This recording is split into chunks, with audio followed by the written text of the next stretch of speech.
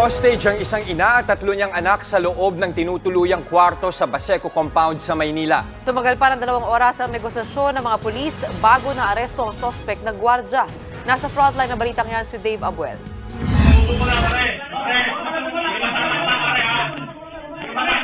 Paulit-ulit ang negosasyon ng mga pulis sa lalaking yan na nang hostage sa mag-iina sa Baseco Compound sa Maynila.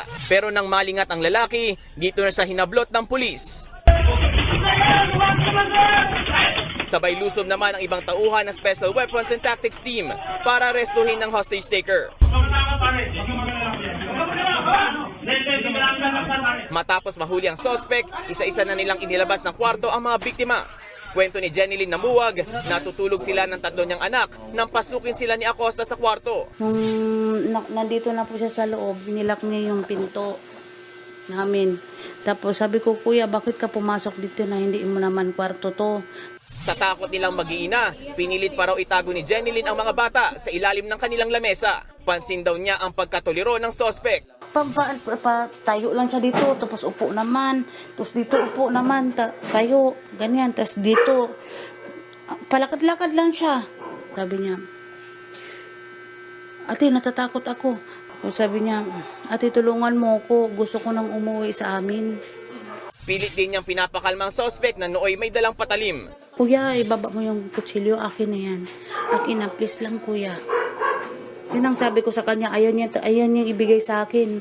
Pero nang di siya pakinggan ay humingi na ng tulong si Jenilyn sa kanilang mga kapitbahay. May sinasabi siya na parang nai-endanger din daw yung buhay niya.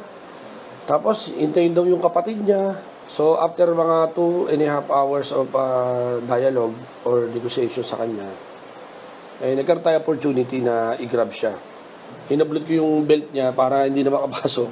Tsaka ko siya ginrab na para kinuntain ko na siya. Kinilala naman ng mga pulis ng suspect na si Justin Acosta, isang security guard. Lumalabas na taga Muntinlupa si Acosta at bumisita lang sa isang kakilala sa lugar.